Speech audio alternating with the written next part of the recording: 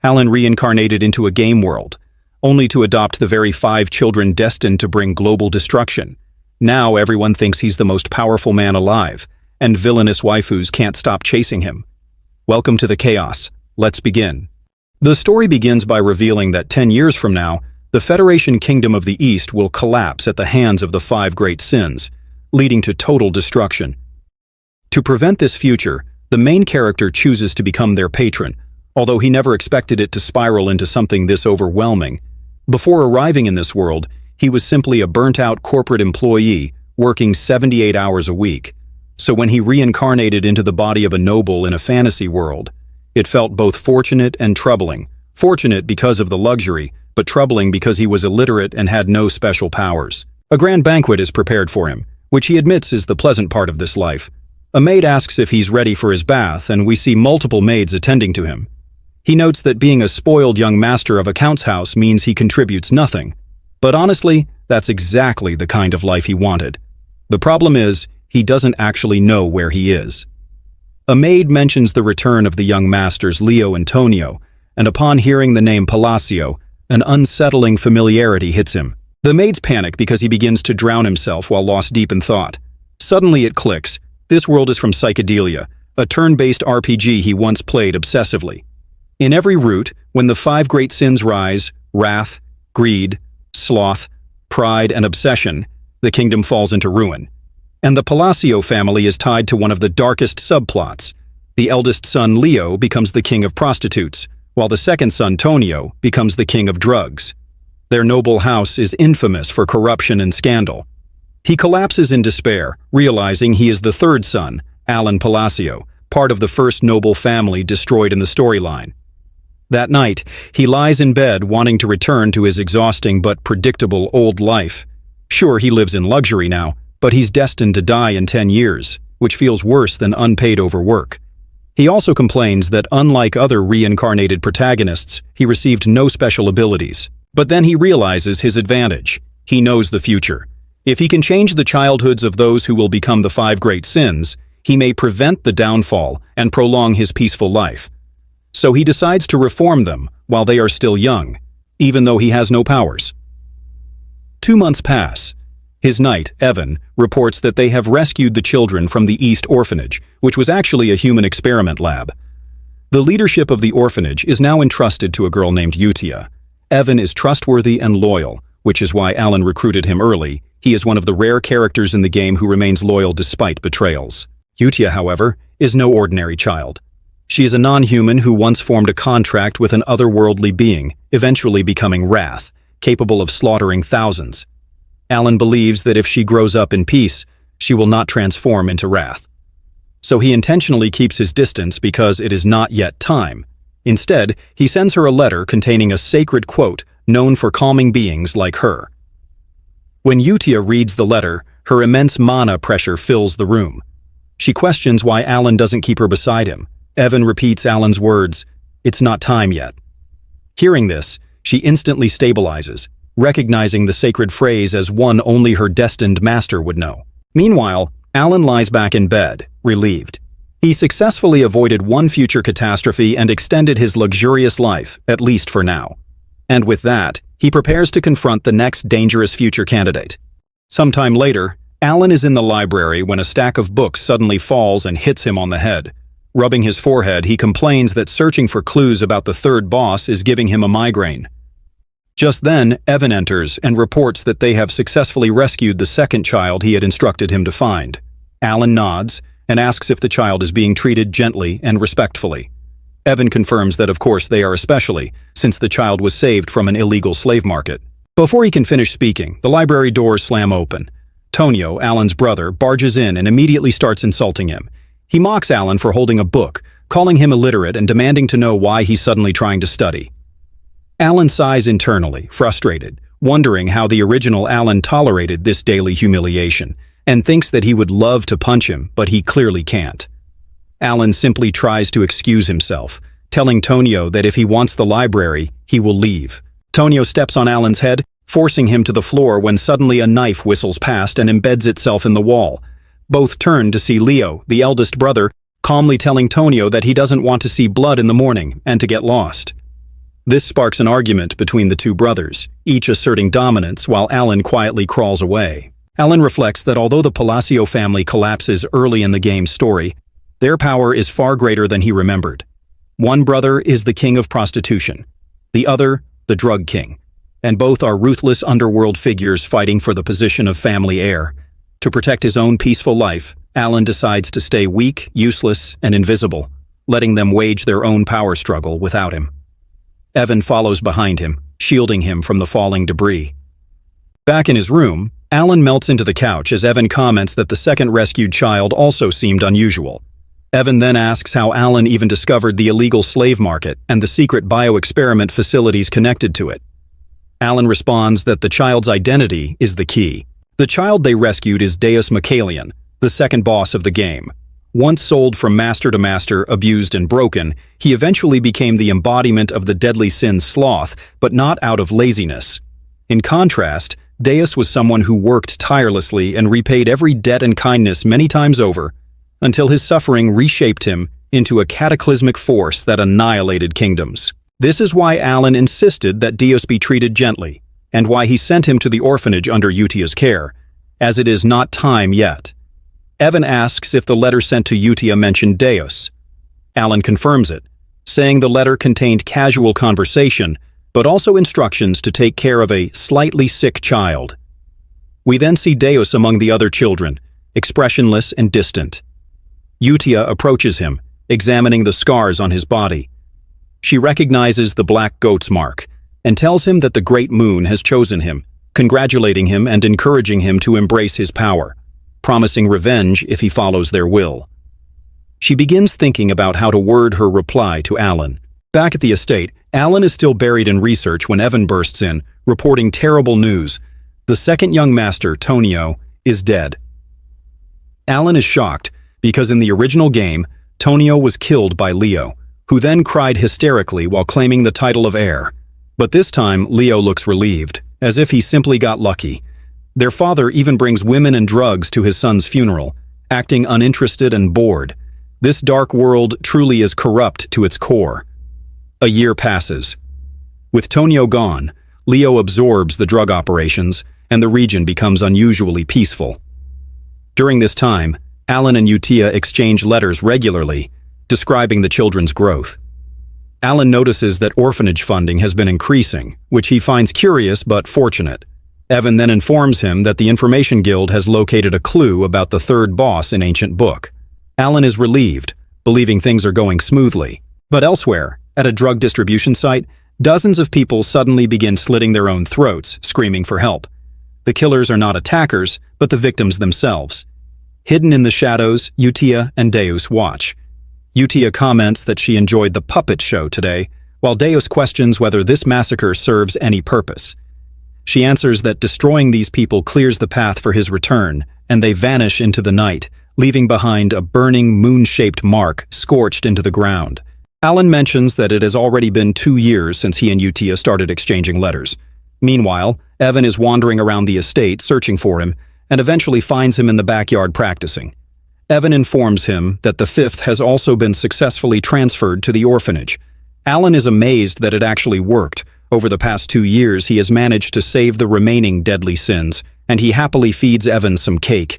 He says that locating Greed, the third, caused some trouble, but by using Evan alongside his knowledge from the game, things worked out.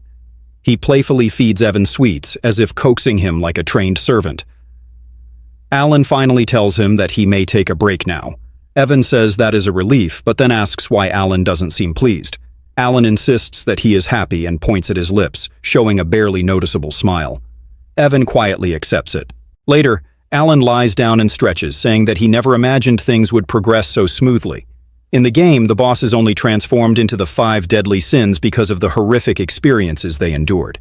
Even though Alan intervened while this was still the past, there was always the risk that he would rescue them only after they were already mentally destroyed. So now, he feels relieved. Alan asks how the orphanage is functioning, and Evan replies that it is running well as always, handing him a letter. The children who once appeared like broken dolls are now displaying much lighter, more cheerful expressions. Alan comments that it seems they won't require an extra caretaker after all. He admits he didn't expect Yutia to handle the responsibility so effectively, but perhaps due to her past, she feels emotionally tied to the orphanage. In some ways, she is actually a warm-hearted girl. Evan asks if the letter contains anything significant. Alan says it mainly states that everyone is doing fine. A few of them are growing faster than the others, but there is no need to worry about Deus, and the rest of the children are doing well. They all appear to be living happily. Alan says he is relieved to hear that they are developing in a healthy environment, proving that surroundings are extremely important. Evan then asks if Alan intends to meet them someday, since he always says that the time will come. Alan admits that he actually does not plan to meet them anytime soon. Even though he rescued them before their corruption, their personalities in-game were the type he would rather avoid. And although they may not become as terrible now, he is still somewhat scared. He says maybe in 5 more years. Evan says he understands. For now, Alan wants to focus on building up self-defense abilities. As he practices magic, he states that luckily the necessary talent is naturally compatible with the body he currently has. Evan then brings up a group called Blue Moon, a recently rising organization known for dismantling criminal networks. Alan casually says that if they are removing criminals, then that is a good thing. However, Evan adds that they also kill nobles, assuming Alan would have known about them. Upon hearing that, Alan becomes frightened and tells Evan to sleep near his room from now on. That night in the orphanage, Yutia gathers everyone and says it is time to hear the weekly Blue Moon report. A girl states that she executed all the slave traders she is the sin of pride, named Shulrang. She says they could have survived if they could identify her eye color, but none could. Next, Rin, the sin of greed, reports that she dissolved all the bodies. Then Roden, the sin of obsession, says he finished the job in the south and eliminated the group conducting illegal human experiments, reducing them to minced flesh. Yutia calmly declares that everything progresses according to his will and that they exist for the purpose of the Great Moon. But Deus announces that there is a problem. He states that the head of Avalon is the eldest son of the same Count family where Alan lives, and while handling the south, he discovered a document ordering Alan to be poisoned and killed after the father's death. Yutia's aura explodes as she becomes enraged. She states that she will not allow Alan to be harmed.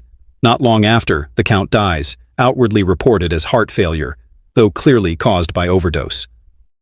Leo asks about Blue Moon striking again, hearing that all their forces were wiped out overnight. The funeral is silent, no one mourns. As Alan walks with Evan, Leo glares at him with murderous intent. Evan asks what Alan intends to do now. If this continues, Leo will become head of the family. Alan instructs him to pack their belongings. They will leave. Not to escape fully, but to relocate to the small town Rodmill, south of their territory. Leo watches them depart, visibly frustrated. Alan and Evan live peacefully for 3 days until they return for Leo's funeral. Leo has been found stabbed in the heart. When Alan asks about the cause of death, all of Leo's subordinates panic and apologize simply for looking at him. Even the maids avoid him. Alan is confused. Evan approaches and asks, "Are you the one who erased Avalon overnight?" Alan looks around in complete shock. We get a flashback to when they left the estate 3 days earlier. Evan asks if it wouldn't be better to move to a larger city instead. Alan refuses, explaining that this place is the final destination he had long planned for. His main goals were to save the 5 great sins from tragedy and prevent the world's collapse, and this small town has no involvement in the original story's events. Their family has a villa here as well, making it the perfect location for a noble to live peacefully while doing nothing. Evan says Alan always speaks like that whenever something doesn't trouble him anymore. Alan simply replies that a quiet life is good enough. Meanwhile, we see Leo, watching them leave with frustration. He debates whether he should kill Alan or not. He had planned to poison Alan after their father's death anyway, but since Alan is leaving for the border on his own, there is no longer a need to dispose of him. However, the situation with Avalon isn't progressing well, and something about Alan's presence irritates him. Leo orders one of his men to follow the carriage. The man, called Alman, aka Al, asks if Leo wants Alan assassinated. Leo is surprised Al has never questioned him before, so why now? Al responds that his job is to follow commands, and then suddenly stabs Leo in the chest. Leo gasps, asking why he would betray him. Al reveals his real name is Hedon, and he is actually a member of Blue Moon. He explains that their creed was taught to them by the Red Moon, and since the blue moon exists as the sword of the great moon, it is natural for him to act according to the great moon's will. Anyone who intends to harm the great moon must be eliminated. Hedon continues slicing through Leo, saying he was simply waiting for the moment Leo admitted he wanted Alan dead. It took 2 years for Leo to reveal that. Leo says that the Avalon organization will not allow this. Hedon replies that with this action, Avalon will vanish from the continent forever, and it is unfortunate the Great Moon gave Leo a chance at all. At the villa, Alan wakes up relaxed, calling this place heaven. He wakes when he wants, eats when he wants, and lives like a true noble without stress. Then Evan enters, bringing a letter. When Alan reads that Leo has been killed, he realizes his peaceful heaven lasted only a few days. Back at the estate, everyone is panicking around him. Evan asks if Alan has somehow become a shadow ruler without realizing it. Alan says the situation is insane, but somehow keeps getting worse. We see Alan crouched in a corner asking why he is being treated like the villain. Evan explains that Alan is the only person who benefits from all this. After Alan left, Leo was murdered. With Avalon destroyed and Leo gone, the position of heir naturally falls to Alan. So rumors are spreading that he must be the hidden leader who ordered the assassination of a swordmaster. Alan wonders if he's somehow the king now, questioning where he even got all these cloaks from. But he realizes one thing: no normal group could eliminate a major underworld figure instantly. He remembers that there used to be an organization that hunted criminal groups. Evan asks if he means Blue Moon. Alan says maybe. However, Evan explains that the Information Guild claimed it wasn't Blue Moon, because Blue Moon usually leaves a mark rather than corpses. But in this case, Avalon members were cut down with swords, as if the gates to hell had opened. Alan now understands why people are terrified of him. But Blue Moon didn't appear like this in the game. They were supposed to vanish before the story begins, so who could actually be behind it? Meanwhile, at the orphanage, Yutia asks whether they left any traces. Rin says no. Shulrang confirms the same. Only corpses remained. Deus also reports that in the south, only corpses are left. Rodin says he cut them all in half. Yutia says that everything proceeded perfectly, and thus the Avalon organization, which once dominated the kingdom, was completely erased in just 5 days. But Rodin adds that something wasn't fully cleared. He found documents among the nobles tied to Avalon revealing that the Altia dukedom is deeply connected. Yutia reads it and says everyone already knows what she is about to say. They begin preparing. Rodin says he will handle this matter quietly. Yosia finally calms herself and asks if the Information Guild's side is still secure. Rin confirms yes, explaining that this entire operation is being handled independently from Blue Moon. Deus adds that all the guilds are reacting the same way. They're calling the incident the Hell Sword, and are convinced a swordmaster carried it out. Rin asks if she should continue monitoring their movements, and Yutia agrees. She reminds them once more that this situation must never reach the ears of that person. She has repeated this countless times, so they should understand clearly by now. Deus admits that he himself was targeted by his family, but Yutia tells him that was not an order. She speaks firmly, saying they are swords, and a sword must not think on its own. A sword exists only to move when commanded, and that person already knows everything. They cannot disappoint him. Deus says he doesn't fully understand, for someone with power as overwhelming as Yutia to feel anxious simply because she fears being discovered. It's strange, but he says he understands the meaning. Everything is for the Great Moon. Meanwhile, Alan is mentally exhausted. He says that he doesn't want to do this anymore. Ever since the funeral, he has spent an entire month buried in non-stop duties, running around endlessly. He only wanted to eat, rest, and live leisurely, like a normal noble. Even though he made enemies, Leo's death was originally supposed to occur 6 years later, but because the pattern of deaths changed, the flow of the story shifted, leading to all the accumulated responsibilities of the household falling directly onto him. There's a knock on the door and yet another stack of documents is brought in. Alan wonders why everyone is suddenly working so hard. When the Count was alive, everyone slacked off constantly. Then he realizes because earlier, when he waved his hand to call someone over to deliver paperwork, they misunderstood it as a signal of anger, thinking they must work harder. And combined with the rumor that Alan is the secret mastermind, everyone has become terrified of him. Alan just wants to quit and wishes everything would run on its own. Late at night, Evan comments that it's astonishing Alan reached second-tier magic in only 2 years of self-study. Normally, it takes at least 4 years under official instruction, and magic often requires natural talent. Alan agrees his talent is decent, and he trained relentlessly for the sake of self-defense because he was constantly uneasy. But his mana haul turned out to be shockingly tiny, and no matter how hard he trains, its limited size cannot increase. Mana capacity is like an athlete's natural weight class. His is extremely small, and training will never make up for it. So if nothing works, he might need another method. That's when Evan tells him that the invitation to the royal ball has arrived. At the Southern Osteria Kingdom's aristocratic ball, Alan is already tired. He tells himself that since he's soon to become a count, he should use this opportunity to form connections which are essential for peaceful living. But no one wants to talk to him. Whenever he approaches someone, they run away. Evan tells him not to take it personally, but Alan says he expected this. They probably look down on him for being from the Eastern troublemaking family, lacking refinement compared to noble generations before. Unfortunately, Alan is completely misunderstanding. They aren't avoiding him out of disrespect. They're terrified of him because of the rumor that he wiped out the monstrous brothers. Alan decides to use the social skill he practiced. He lifts his wine glass and comments on the distinctive aroma, saying he would like to purchase several bottles. Then he attempts a gentle smile, but what appears on his face is a villainous grin. The woman who owns the vineyard begins sweating and hurriedly runs off, saying she'll tell her father immediately. People in the background whisper, "Did he just blackmail her for the limited wine?" Evan quietly laughs, while Alan insists she must just be shy, clearly in denial. He repeats this several times, unintentionally receiving gifts for free, and realizes his family's reputation is far worse than he thought. Defeated, Alan goes outside to get some fresh air only to be approached by a woman who isn't afraid of him at all. She introduces herself as Loria, the third daughter of Duke Altea. Alan immediately recognizes the Altea family, one of the 3 major shadow powers of psychedelia, known as the Northern Troublemakers. There is no chance she is an ordinary noble. She steps closer. Alan realizes he doesn't remember her appearing anywhere in the game. Then she says, clearly and directly, "I'll be blunt. I need your strength. I'm going to be assassinated." Alan thinks about the situation and explains that Loria had only survived this long because she was the daughter of her father's mistress.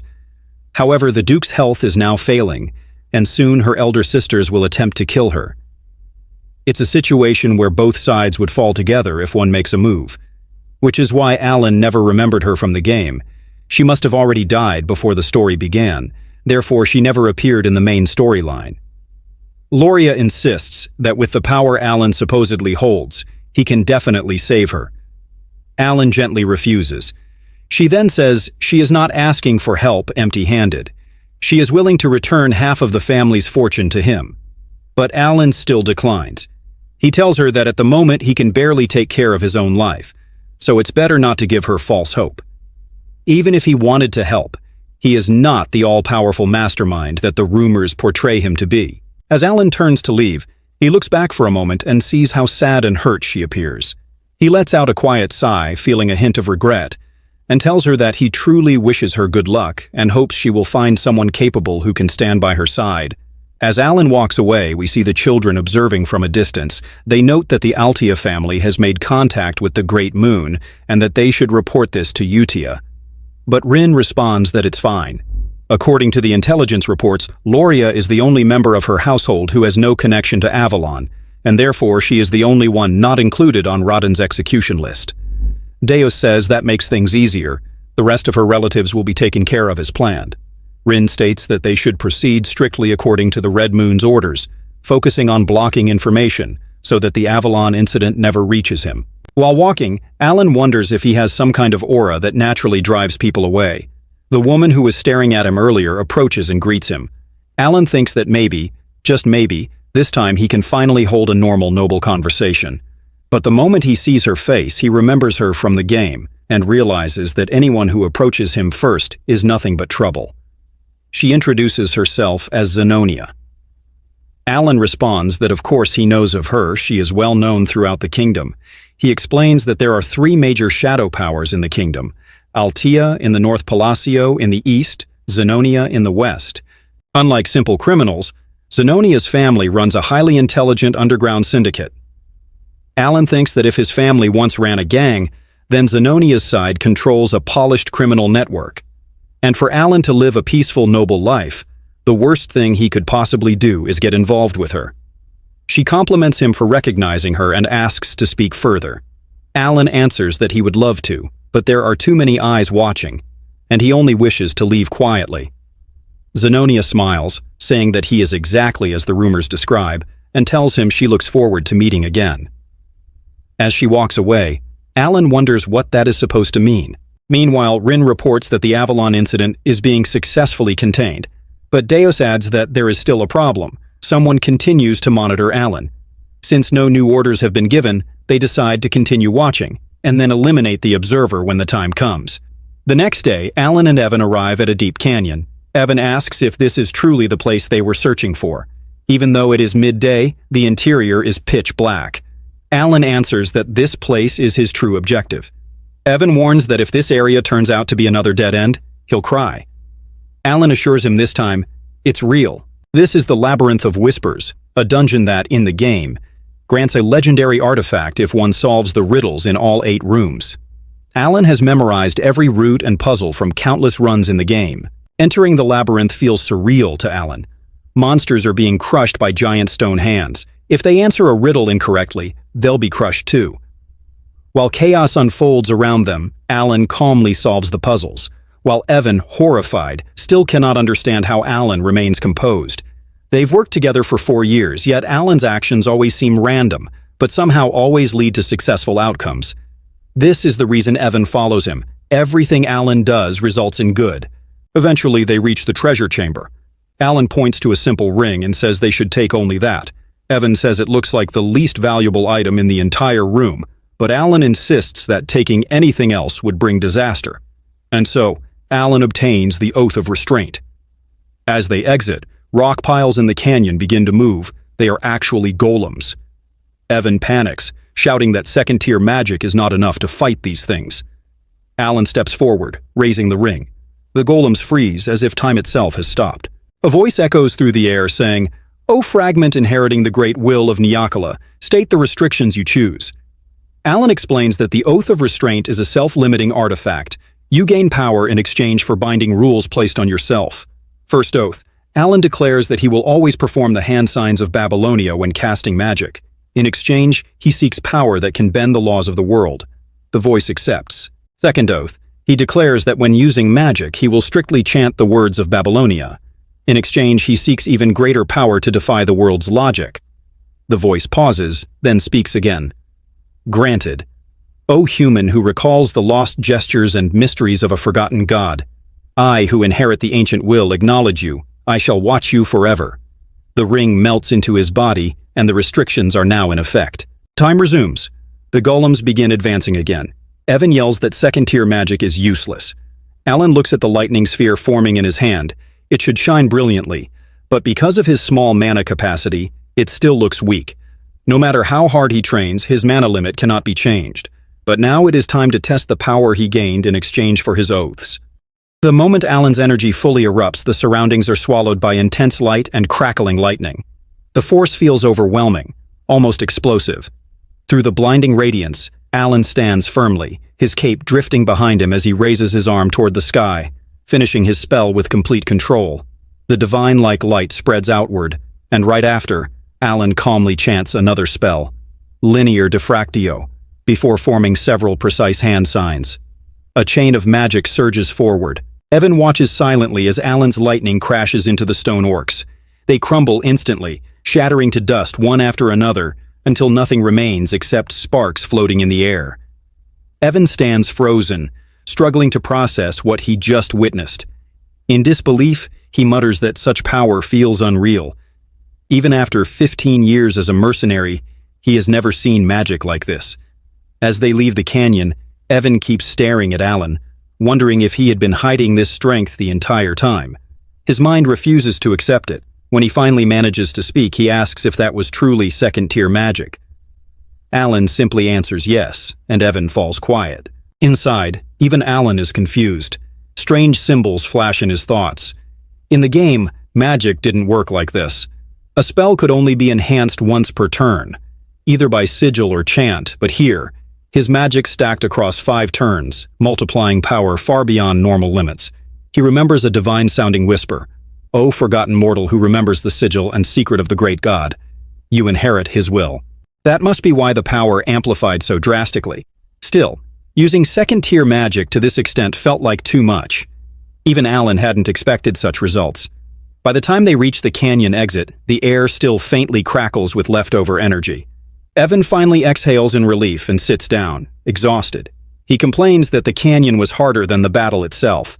The harsh terrain, constant danger, everything felt mentally draining. He questions who created such a torturous place. Alan only replies with a quiet hum, knowing the labyrinth's hidden name whispered among players. Supporting the weakened Evan, Alan helps him walk. Evan grumbles about the 3 brutal weeks they endured and mentions something he wants to do once they return. Alan asks what it is, surprised at Evan's sudden determination. Night falls as they continue. Alan reflects silently. In the game, sigils and chants only changed damage numbers here. They literally changed the spell's appearance. He wonders if his mana control is exceptional enough to notice subtle changes. Once his mana recovers, he plans to test again. For now, things turned out well. After a long night, they ride out calmly. Hidden nearby, Rhine watches from a tree. She lands softly and walks into the canyon, noticing glowing ancient text on the stones. The Age of Forgotten Outer Gods. Script of the Alanar Empire.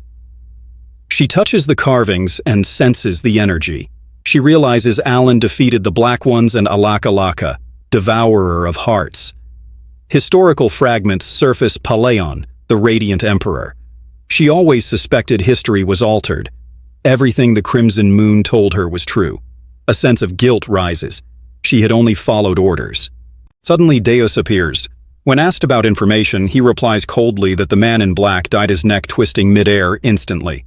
Rhine's expression tightens. She decides to report it and move forward with the mission. Zenonia Council Residence.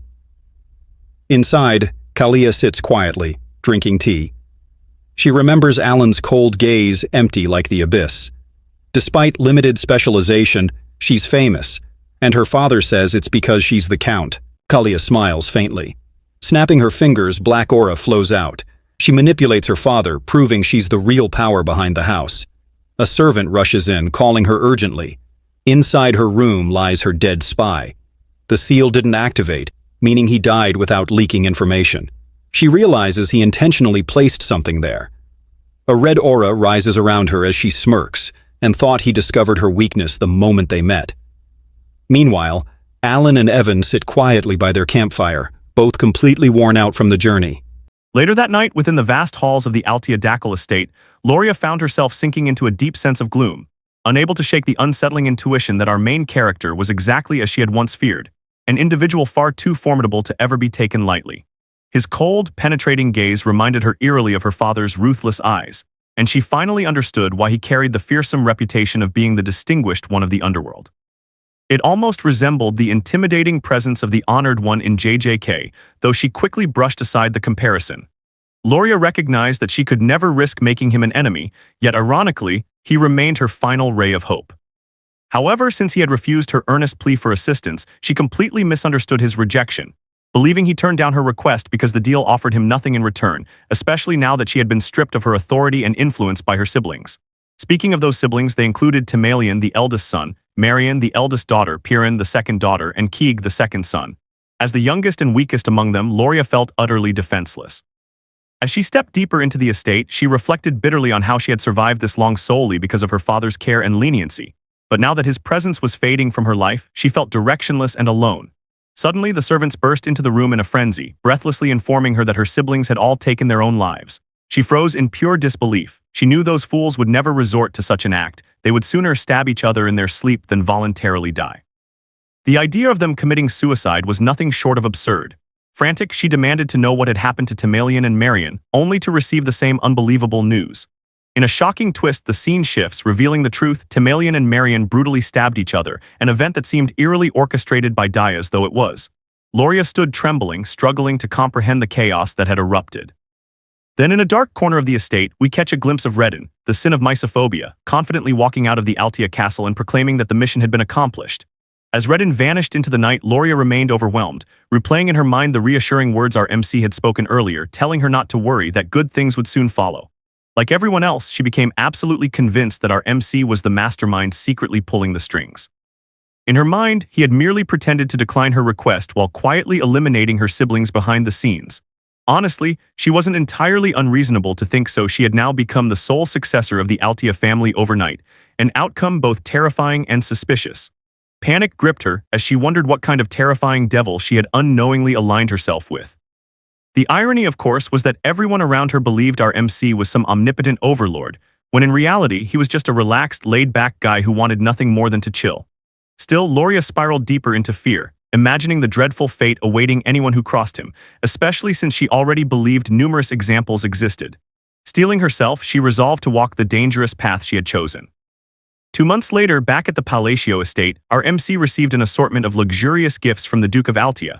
Among them was something that left Evan completely stunned: a bottle of Cernant's wine, an unbelievably rare vintage worth several thousand gold coins per bottle. He couldn't believe he was holding such a treasure. As our MC examined the wine, he found a simple note inside that read, "With respect, from Loria Altia." The realization struck him hard. She herself had sent him this gift, not her father. Confused, he wondered why she would do such a thing, and a faint guilt tugged at him for not having been able to help her before. He quickly asked the delivery man if he was absolutely sure the gift was meant for him. The courier confirmed it, explaining that the new Duke had personally ordered him to deliver it. Only then did the truth dawn on him. Loria had officially become the Duchess of Altia, something he had never expected. Loria, on the other hand, reflected somberly on how quickly those 2 months had passed since her father's funeral and her sudden succession as Duke. Standing in her office, a room she once wasn't even allowed to enter, she remembered how powerless she had been when her siblings dismantled her secret organization. Yet somehow everything had flipped overnight. She became convinced that our MC had executed a flawless, high-level strategy, eliminating her siblings and providing her with a perfect alibi. She believed he had pretended to reject her request at the party to maintain cover, while secretly orchestrating the entire purge behind the scenes. To her, it was the kind of sophisticated overlord-level scheme only someone with extraordinary intelligence could devise. As she pondered his motives, she wondered how far ahead he could see, believing he must have chosen to help her because the Altia dukedom was a piece he needed for a bigger plan.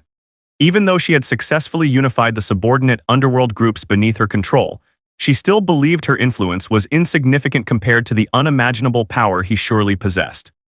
She questioned what she could possibly offer him, considering he was already a major force as Count of Palacio, having built his influence solely through sharp business skills. She wondered if he needed the Altia name to expand his silent control over political affairs. Ultimately, she convinced herself that the distinguished one would soon reveal his next move, and just like that, our MC gained yet another extremely loyal problem child without lifting a finger. Blushing, she hoped he appreciated the wine she sent. Meanwhile, our MC remained baffled. He and Evan were both confused by how Loria had gone from being threatened with death to becoming a duke so suddenly. Fast forward a few months, 5 years before the original story begins, our MC had matured significantly. Evan approached him and asked if he should start addressing him as Count. Our MC said it didn't matter since the official succession ceremony hadn't occurred yet. But after a year of managing the responsibilities, the ceremony had become little more than a formality. Deep down, he felt heavy-hearted. He had never wanted to become a count in the first place. His original plan had been simple: avoid the succession war, settle peacefully in Rodmel, and embark on a gourmet adventure. But now, having adjusted to the life of a noble, he decided to enjoy its unexpected perks. Evan then handed him a letter from Udia. As they walked into the estate, our MC asked if Evan had found anything about the assassins who had killed his brother Leo. Evan admitted he hadn't, but urged patience since the Information Guild was still working on it. This also revealed why Udia had been so nervous, urging the other sins to hide the fact that they were responsible for Leo's death. Evan asked what our MC intended to do once he got the truth. Our MC explained that the altered events were likely butterfly effects caused by his own actions, so he simply wanted to be prepared. Evan teased him for sounding like a real noble, but our MC ignored it and opened Udia's letter, eager to read her update. As he unfolded Udia's letter, our main character felt a quiet warmth spread through him. Inside, she described life at the orphanage in vivid detail, sharing how each of the children had immersed themselves in new hobbies and routines. She wrote that Deus had become remarkably skilled at manipulating puppets, nearly professional in his technique. Xiaoring, ever energetic, was spending her time joyfully gaming with friends. Rena still kept her nose buried in books but also found delight in building elaborate sandcastles, while Radon had devoted himself to tending a small garden he had cultivated. Reading these updates brought a genuine smile to our MC's face. Over the past months, exchanging letters with Yudia had become a comforting ritual, a thread of connection that warmed even the quietest corners of his heart. Even though he had never met the children face to face, just knowing they were thriving made him happy. But then a realization struck him: he didn't actually know their ages. Curious, he asked Evan, who calmly explained that the kids were now reaching the age where they could leave the orphanage and step into the world on their own. This revelation stunned him. He hadn't expected them to grow up so fast. He even visualized them as adults, returning someday to thank him for the support he had offered. It dawned on him that perhaps it was time to let them go. Evan questioned this, reminding him that he had placed them in the orphanage because they were emotionally wounded. But our MC replied gently that they had grown strong enough to stand on their own feet and carve out their own futures. Evan nodded thoughtfully, agreeing that since the children were healthy and stable, it made sense to allow them independence. Reflecting on the original psychedelia game, our MC recalled how each of the deadly sins possessed striking talents. Yudia with her unwavering faith, Deus with his swordsmanship, Rena with her academic brilliance, Xiaoreng with unparalleled fighting skill, and Raiden with his apostolic gifts. He believed that if these children nurtured their abilities in the right environments, they would be fully prepared to enter the wider world. Inspired by this thought, he decided to write personal letters to each one of them, and praising himself a little, he thought the idea was quite clever. Alongside the letters, he resolved to send each child a unique gift tailored specifically for them. The thought of their excitement made him secretly proud. He spent an entire day carefully crafting each message until finally all the letters were complete. Evan, who was supposed to keep him company, had fallen asleep midway, and upon waking hurried off to deliver the letters before our MC could even comment. Their bond, even in small moments like this, felt warm and genuine. Once alone, our MC wondered humorously if these kids, his little landmines, would remember him once they grew famous. Wrapping up the moment, Yudia gathered everyone together, declaring that their master had sent them directives along with special gifts. The kids, now noticeably older after the time skip, reacted in their usual quirky ways. Deus stood calmly analyzing everything, Xiaoreng bounced with excitement, Rena blushed, completely devoted to the MC, while Yudia looked contemplative. Returning to the main scene, Yudia reminded the Sins that before interpreting their current letters, they needed to review the earlier messages she had received. She insisted on this because understanding their master's patterns would help them decipher his hidden meanings. Xiaoreng lit up with enthusiasm, thrilled they were finally allowed to read the older letters, since previously only Yudia had that privilege. When they read them, however, they were perplexed. The letters contained nothing but everyday casual talk, mundane stories, small complaints, ordinary greetings. But Yudia quickly assured them that their master always concealed his commands behind ordinary wording. She even showed them the very first letter he had ever sent her, which simply said hello and complained about his brothers. Yet Yudia, in her Yandir-like intensity, interpreted it as an assassination directive, and the kids accepted her explanation without resistance. Deus, trying to be reasonable, questioned whether they should visit their master in person or communicate through magic to prevent misunderstandings, but Yudia shut him down instantly, reminding him they must never question their master's will. Even the usually fearless Deus flinched under her glare. Xiaoreng, meanwhile, was just excited she received a letter at all. Then the children opened their new letters, each interpreting its meaning in their unique, dramatic way. Deus believed he had been ordered to travel to Caliburn, the nation of knights. Xiaoreng said she was heading to the colony buried deep within a desert. Rena's destination was Raxus, the entertainment capital, while Rin was told to go to Larthania, the labyrinth city. Yudia declared she was tasked with going to the Rosario kingdom, speaking with that intense devotion she was becoming known for. She then asked the others if they understood what they must do when they arrive. They all nodded. Deus interpreted his mission as becoming a knight. Xiaoreng reassured everyone that their master had promised continued patronage no matter where they went. Rena noted he had also given them clues about their gifts' locations, and Raiden added that they would discover their true functions once they arrived. Yudia praised everyone but reminded them of one iron rule: they must never utter the name Blue Moon, meaning they must never reveal their master's true identity. And so, united and determined, the five Sins left the orphanage to begin their so-called missions. 3 months later, our MC was back at his desk, engrossed in magic research. While sifting through pages of notes, he realized there was still no new information on the strange changes occurring in magic and its phases, meaning he would have to figure things out alone. He asked Evan if there was any progress on finding the assassin responsible for killing his brother Leo. Evan admitted the information guild had found nothing. Our MC sighed, realizing that the butterfly effect of saving the five Sins and even Loria had drastically altered the flow of events.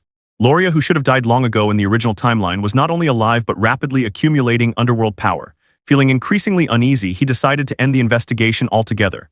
Evan asked if he was certain, but our MC explained that in some cases, not knowing was safer. In the original game, nothing escaped the Information Guild, so the fact that this assassin couldn't be found meant something dangerous was at play.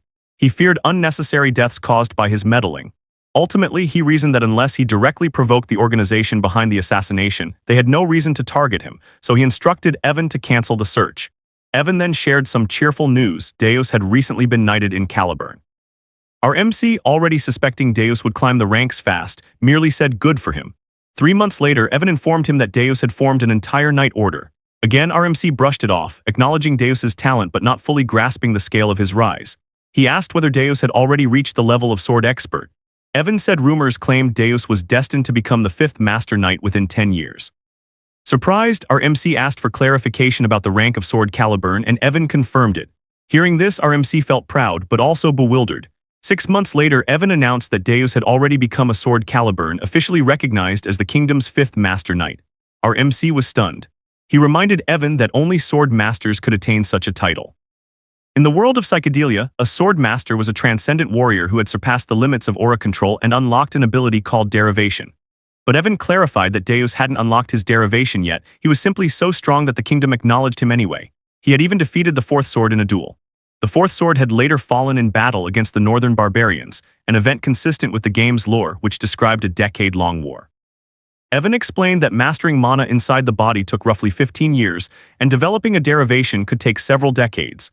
Reinhardt, the 1st sword, had reached Master Knight status at age 32, becoming the youngest in history. And yet Deus, still barely grown, had already surpassed that milestone. Our MC momentarily wondered if he could rely on Deus in the future, but quickly dismissed the thought, telling himself not to depend on him. As days passed, our MC found himself growing melancholy. Only Yudia consistently wrote to him. For an entire year, none of the other children had sent even a single thank you letter.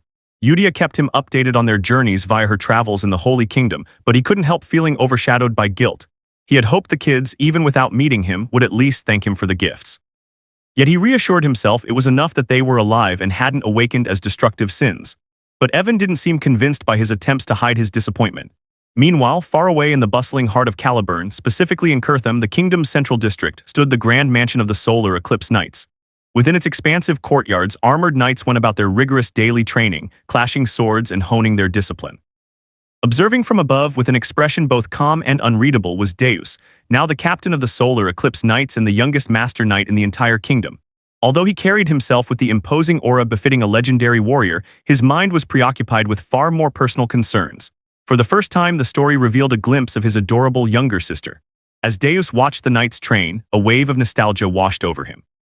It was hard to believe an entire year had passed since he left the orphanage. Reflecting on his darkest days still made his chest tighten. When Deus had lost everything to the Black Organization all those years ago, he became separated from his sister, believing she was gone forever. The despair, fury, and helplessness during that period had consumed him. It was during that bleak time that our MC had saved him, pulling him off a path of destruction. Deus recalled that simply being saved hadn't been enough to earn his loyalty. At first, he felt almost nothing, hope was too distant. But when Yudia had promised him a chance at revenge, something inside him reignited. He decided then to follow the so-called Orders of the Blue Moon, embarking on countless perilous missions, drenched in danger and shrouded in secrecy. He pushed himself through brutal training sessions, enduring hardship after hardship without complaint. For years, he carried out tasks designed to weaken the dark forces piece by piece. Then, at long last, he received his very first personal directive from the Master himself. However, he had been skeptical when he learned the directive came through a written letter. Still, he obeyed. The letter instructed him to travel to a small hotel in southern Caliburn, claiming that a gift awaited him there. Deus hadn't expected much, maybe a magical item, perhaps a weapon to assist his missions, but the truth shocked him beyond anything he could have imagined. Inside that humble hotel room, he found something far more precious than any artifact: his little sister alive. The moment he laid eyes on her, his composure shattered and he rushed forward to embrace her. It was a gift beyond measure, a gift that transcended any order he had received. Deus held Siley close. The realization hit him like a tidal wave. Our MC had known exactly where his sister was. Perhaps he had even rescued her himself. Siley then opened up about everything she had endured. After being ripped away from Deus, she had been captured by dark, shadowy creatures, inhuman beings that thrived in absolute darkness. She spoke of being trapped in pitch-black cages, surrounded by others awaiting unknown, horrific fates. Yet when her turn came, a tiny flicker of light miraculously appeared. She discovered the creatures were literally made of shadow. Light was their weakness. Using that single chance, she escaped. Years later, another tragedy nearly befell her. She was almost sold into slavery. But in her darkest hour, Evan suddenly appeared, saving her in a miraculous moment. She shared how the mysterious sponsor, our MC, continued to send her medicine and support. She even held up one of the letters he had written, stating she was safe under the Palacio name and assuring her not to worry about Deus. That single promise made it seem as though the MC possessed omniscient knowledge. This revelation shook Deus to his core. How could their great master know something Deus had never shared with anyone, not even with Yudia, whose information-gathering abilities were unparalleled? She had only ever deduced that he suffered because of the shadows. The fact that our MC had understood everything long before anyone else, it astonished him. Suddenly, all of Yudia's intense devotion made perfect sense. Back then, he had dismissed her unwavering loyalty as fanaticism. But now, standing face to face with the truth, he realized he had been the ignorant one. All those cryptic hints, all those letters disguised as casual messages, all those coincidences, they weren't coincidences at all. Everything fit together like pieces of a divine puzzle. Deus remembered the night our MC told Loria that good things were coming. At the time, Deus couldn't understand the meaning behind those words, but now he realized our MC had known precisely what was to come. He had orchestrated destiny from the shadows with frightening precision. When Sally asked her brother if he was okay, Deus assured her he was. But inside, his beliefs were shifting dramatically. He recalled Yudia warning them that a sword should never act on its own. He had broken that rule before, yet their great master had been merciful enough to forgive him. Filled with determination, Deus vowed to repay the unfathomable grace he had received. He swore to become the greatest swordsman in all of Caliburn, the pinnacle of martial might. He promised to build a knight order of the strongest warriors the world had ever seen, one he could proudly offer as tribute to the Blue Moon. With that vow, Deus officially became one of the MC's most devout and dangerously devoted followers. A few days later, Deus and his knights prepared for an expedition. The solar eclipse knights stood ready, their armor gleaming. Deus declared that the grave mission they were undertaking would be their first true step toward the future he envisioned. The mission he referred to was none other than the battle against the Northern Barbarians, an event mentioned in the Psychedelia Games lore. Meanwhile, back with our MC, he enjoyed a peaceful afternoon bathed in fresh air, continuing his usual research on magic. For once, his daily life felt calm. He wondered if this serenity was because all his little landmines, the children, had grown into capable adults. Suddenly, a gust of wind sent papers flying everywhere, and as he scrambled to catch them, one couldn't help thinking how amusingly incompetent he seemed for someone treated like an all-knowing powerhouse. Returning to his research, he documented everything he'd learned about magic's structure. He explained that after returning from the Blue Tower, he had realized something important about magic phases. Drawing from his knowledge of game mechanics, he examined how each phrase altered the properties of a spell. For instance, the phrase refraction strengthened imperfections in magic, causing spells to spread outward unpredictably. Repulsion crushed the spell's form, drastically altering the projectile's transition. The blue glow from repulsion enhanced parallel magic such as lightning. Meanwhile, diffraction converted a spell into a penetration-type attack, effectively giving it a critical hit property. He noted that while experimenting with phrase combinations, he discovered strict rules. No phrase could be repeated within the same spell, and only 4 phases could be used at once. Since he had a notoriously tiny mana pool, he could only cast 1 large spell per day. That made his research slow but steady. He lamented that in this world, the Babylonian hand signs and phrases had long been forgotten. There were no records, no books, no guides. Everything he learned was from trial and error. He then prepared to test the results of 2 months' worth of experiments. His spell was lightning-based. As he formed his manosphere, he used a Babylonia hand sign that destabilized the focal point, generating bursts of electricity. At first, the magic seemed weak, so he invoked the phrase fixation, causing the spell to grow drastically in size. Then he used compression, condensing the lightning sphere into a dense orb. Chanting breakdown, he infused the spell with a destructive purpose. Finally, with the phrase fleeting bloom, he triggered a massive transformation. Using another hand sign, the spell expanded into an enormous tree-shaped lightning formation stretching into the sky, a breathtaking magical bloom. He realized timing mattered. Previously, the spell had failed because he used breakdown too early. But before he could bask in satisfaction, he sensed something behind him. Turning around, he froze when he spotted unexpected visitors, Lady Kalia and her butler, Viancle. Their eyes were wide with shock. Lady Kalia immediately assumed he had used origin magic, a form associated with 7th Circle mages. Our MC panicked internally, horrified at the misunderstanding. Kalia's butler confirmed her suspicion, saying this was unmistakably the work of a mage at the highest levels. He knew this misunderstanding would bring nothing but chaos. Magic circles ranged from 1 to 8, with 8 being legendary. To them, he now looked like a top-tier mage. Not long after, Lady Kalia and Viancle were escorted into the estate's reception room, but inside, Kalia's mind was spiraling into chaos. Internally, she was screaming.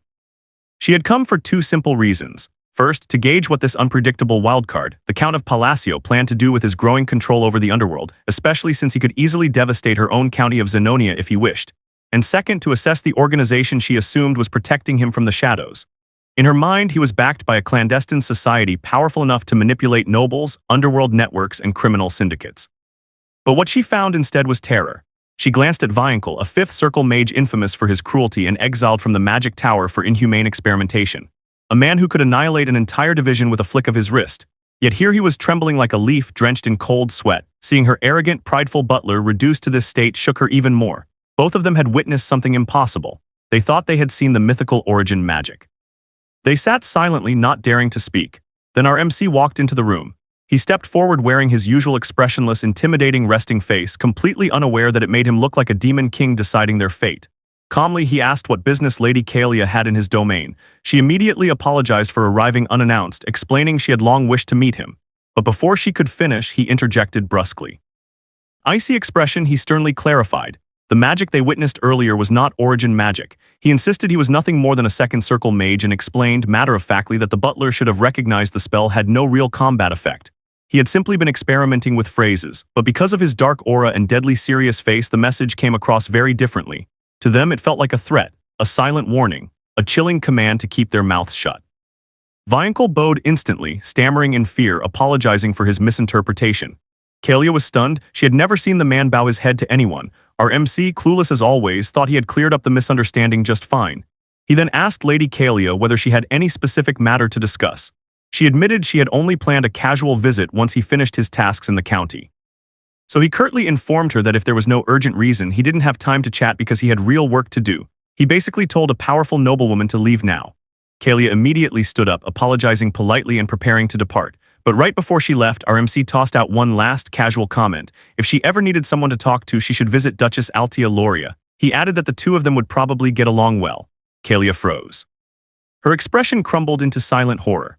The look on our MC's face, totally unintentional but villainous as ever, convinced her this was not a suggestion, it was a command. A directive from a puppet master manipulating the underworld.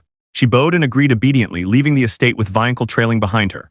Once they were gone, Evan stared after the carriage and asked our MC why Lady Kalia, someone from a fallen noble house, would travel all the way to Palacio City.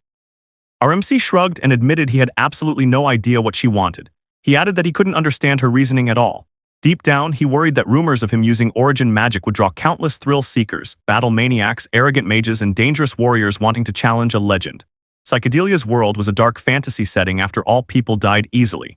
He prayed that his visitors had understood his clarification and wouldn't spread the rumor further. He also wondered why Kalia would even consider meeting Loria, given the two controlled rival underworld territories. He just hoped it would have nothing to do with him. But trouble was already brewing. During their carriage ride back to Zenonia, Lady Kalia asked Viankel whether the magic they witnessed truly was origin magic. Viankel shook his head, but not out of calm clarity, out of terror. He explained that origin magic obeyed fixed rules within the canvas of the Absolute, the ancient system governing the world's most elite magic. It was rigid, structured, controlled. What our MC had done was something far more disturbing. Viankel explained with a trembling voice that he had used observation magic to study the spell and saw something impossible. Our MC had torn the canvas. He had violated the fundamental laws of magic itself. It was as if he had bent physics with brute force. He twisted lightning, shattered the laws binding it, yet still completed the spell flawlessly. Worse, Viankel sensed the power of the forgotten gods, entities long feared and buried in myth. He recognized a binding vow with the Ring of Restraint, granting the power to manipulate world laws. This wasn't just high magic, it was sacrilege, forbidden, divine. He clutched his head, insisting he shouldn't think any further because the knowledge itself was dangerous. In his youth, he had been praised for researching forgotten god magic. That experience told him one thing: Lady Kalia must never oppose Count Palacio. Kalia felt her blood run cold. She realized someone like her had no hope of deciphering the man's true intentions. She remembered his offhand comment about visiting Duchess Altia and interpreted it as a direct order, part of a vast plan. 5 months passed. 2 years since the sins had left the orphanage. Our MC and Evan were lounging around when Evan revealed startling news. Zenonia County and the Altia Duchy had formed an alliance. The two biggest forces in the underworld were now united. Our MC nearly choked. Why in the world were two underworld giants teaming up? Evan reassured him it was likely temporary, but the information was confirmed. Panic washed over our MC. He worried he had triggered another apocalyptic timeline. He wondered if Asteria Kingdom was doomed again. Suddenly, he remembered he was the one who casually suggested that Kalia visit Loria, and she had actually listened. Trying to calm himself, he reasoned that the alliance probably wouldn't last. In the game, Kalia was cold and arrogant. She wasn't one to form alliances easily. But just to be safe, he wrote her an apology letter explaining he hadn't meant to be rude earlier. He simply struggled with expressing himself. But Kalia, without a doubt, would misinterpret the letter as a new hidden instruction. He sent Evan to deliver the letter through the mercenary guild and asked him to gather updates about the children. Then he looked at Yudia's last message, wondering how Raydon and Xiaoring were doing. Their silence worried him. He even feared Xiaoring, reckless and wild, might be lying dead in an alley somewhere. He remembered the gift he left for her, the essence of the Golden Mane tribe, a rare artifact originally meant as emergency money. It would prevent her from falling into corruption and instead awaken her Wolfkin bloodline, turning her into a mighty warrior. He had sent her to the desert colony, a land where strength was everything, believing she could survive. Deep inside a blistering desert cave, we finally saw Xiaoring. She proudly declared she had conquered every trial. She had cleared the dungeon and obtained the essence our MC left for her. She joyfully thanked the Great Moon, our MC, for the legendary gift. A flashback revealed the stories from her childhood tales of the Golden Mane tribe, the royal bloodline of all beastkin. The essence was an artifact passed down by ancient kings, granting unimaginable strength. It had long been dismissed as myth, but here she was, holding the real thing. Xiaoring believed passing the trials and earning the essence was a sign of destiny. She saw our MC not only as the one who saved her from a horrific experimental fate, but also as the one who empowered her to avenge her parents, who were slain by the Black Dragon. With her awakened power, she vowed to restore the Golden Mane tribe, unite her scattered people, and ultimately slay the Black Dragon. Everything she would accomplish from here on out, she swore, would be for the Great Moon. As she stepped out of the cave, she announced with fierce determination that the Beastkin kings, the Golden Mane lineage, would rise again under his guidance. At this point, our MC had unknowingly gained the loyalty of Xiaoring's future faction, Loria's underworld, and Kalia's forces. 3 organizations, all under him without his knowledge. Meanwhile, back at Palacio Estate, Evan updated him with the Information Guild's latest findings about the children. Xiaoring was thriving in the colony and had already earned the nickname Golden Flash. Our MC vaguely recognized the title from the game but couldn't remember its importance. Regardless, he was simply relieved she was safe. Evan then reported that there was some information about Raydon, though still unverified. When Evan tried to relax, our MC scolded him for resting when he should be preparing for their month-long journey to the Blue Magic Tower. Evan protested, confused, claiming he hadn't been told. Our MC wondered if he really forgot to mention it. Evan sighed but accepted the task. Left alone, our MC groaned about the idea of being stuck in a carriage for a full month. He hated long trips. Still, he needed to go because the item that could fix his tiny, defective mana hole awaited him there. Meanwhile, deep within the labyrinthine city of Larthania, where the streets twisted like mazes and the buildings stood layered one atop another like ancient stone puzzles, Rinna, now going by her chosen alias Murdy, had opened her own hidden appraisal shop. It wasn't just any shop. It was tucked away at a perfect blind spot in the corner of the city, known only to those with whispered knowledge of rare relics and enchanted artifacts. This location was ideal for someone managing relics and imprints as dangerous as hers. As she sat inside her shop, Rinna pulled out the extraordinary item our MC had gifted her, the Eye of the Stalker. It was a relic possessing fields of knowledge far beyond the norm. Its true ability was imprinting, a rare power that allowed her to apply direct enhancements to relics, upgrading their attributes and even altering their structure. Despite being small and unassuming, the relic was profoundly potent. Perhaps because Rinna had never known what a normal home felt like, she poured all her energy into studying it relentlessly. Eventually, she opened her appraisal shop under a false name, Murdy, hiding her presence from the world. She operated entirely underground, using the imprinting ability to upgrade powerful relics. Her work quickly attracted attention. Merchants, collectors, smugglers, and even nobles sought her out. She became famous in the shady markets of Larthania, but always in secret. Rinna remembered a conversation she once had with Yudia about her past. Yudia had told her that in her previous life, Rinna's greatest asset had been her ancient library, a magical ability that allowed her to store vast knowledge and manipulate certain relics. She realized then why the Blue Moon, RMC, had chosen her specifically. She believed he saw potential in her that even she hadn't realized yet. With the Eye of the Stalker, all her natural abilities were magnified tenfold. She recalled Yudia explaining that her ability allowed her to manipulate relics that had absorbed corrupted magic. Her goal became clear: she needed to unlock the power of the Eye of the Stalker fully. But to do that, she needed 500 high-tier relics. So far, she had gathered 241. She gently rubbed the relic like a cherished treasure and whispered that she would do her best. Everything she did, every imprint, every enhancement, every risk, was for the sake of the Great Moon. Unknown to her, she was slowly building one of the most terrifying underground appraisal networks in the world, all in the name of the MC. Meanwhile, weeks passed in tranquility for our MC. 3 weeks later, he finally arrived at the Blue Magic Tower after an extremely long and exhausting carriage journey. Inside the tower, they met Phenia Chryson, the Vice Tower Master, a prodigy known to be destined for 8th Circle magic. Her personality, extremely rude. She glared at MC as if he were beneath her attention and said she didn't want non-members wandering around the tower.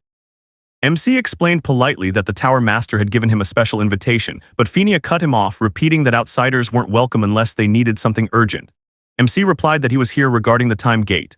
The moment he mentioned it, she fell silent. Her expression changed because anything involving the time gate meant trouble. Still, Phinia was arrogant. She demanded to know what someone like him, who barely had any mana, could possibly want with such a phenomenon. She practically mocked him, saying his mana hole was so small she could barely detect it.